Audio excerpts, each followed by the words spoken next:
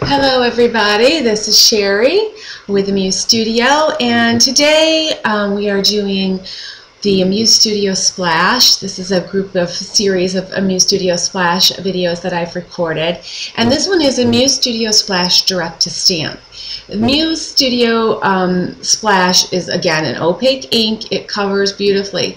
Now when you use it with your stamps directly, it is a wet kind of ink. It would be like painting on it, so you get a nice painted look with your card. So here's the card that I made with using a Muse Splash directly on the stamp, and I sprayed directly on the stamp for the leaves with two different colors, mermaid and lime, and then I sprayed with a little bit off to the side on the butterfly so that it would have a lighter look to it and not so deep in tone.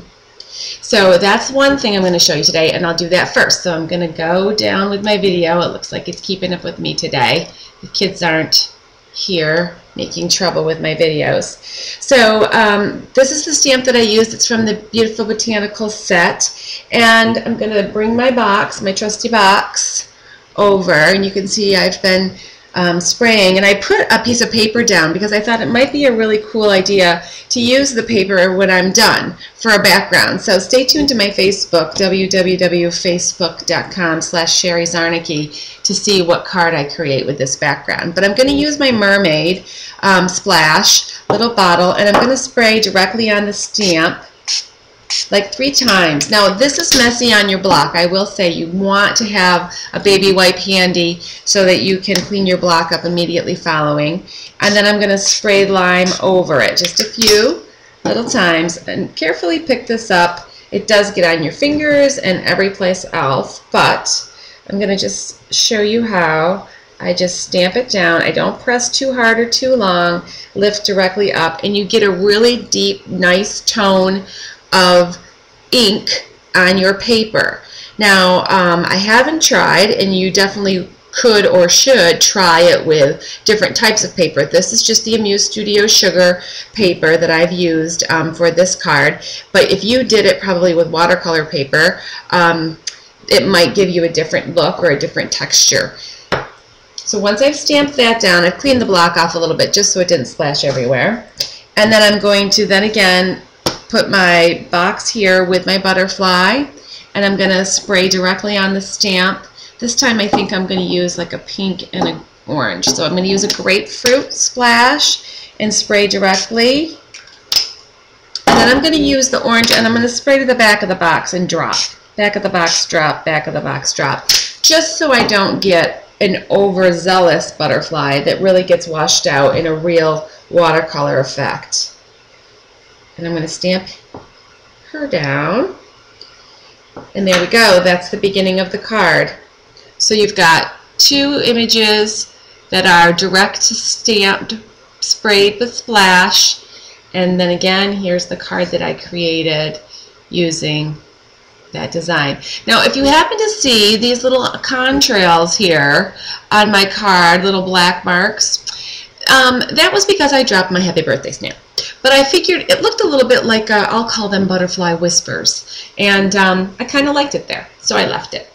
Now the next trick I'm going to show you with the direct to stamp way of doing the splash is to create a card like this, which has a lot of texture. So what I've done on this card is the same technique, direct to stamp with the ink. Oops, let me get a piece of paper ready because I'll need it. Let me slide that under the box. And they all fall down. Okay.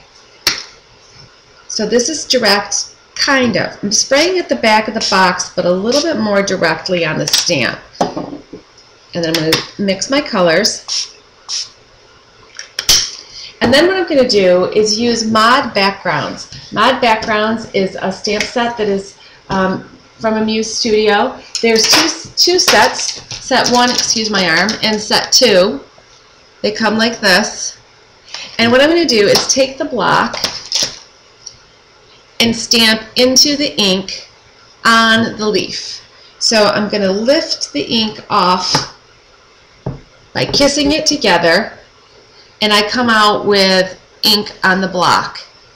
Normally with kiss stamping, you would then pick up the leaf and stamp the leaf, but because the splash is so wet, I'm going to stamp this background down on my paper to create a section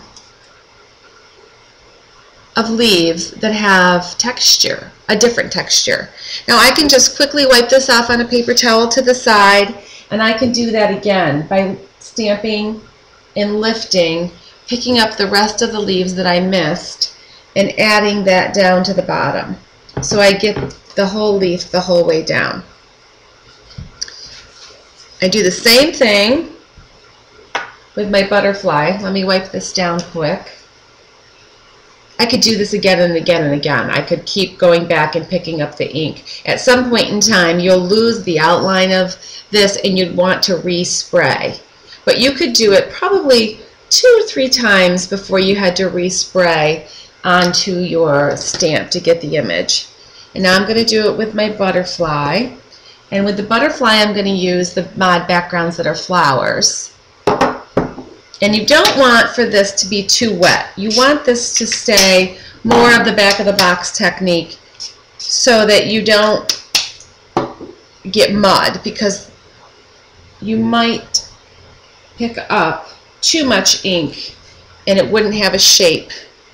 Now this is a technique, getting this in place, because now that I've stamped these together, it's flying the other way. So I'm going to put that here.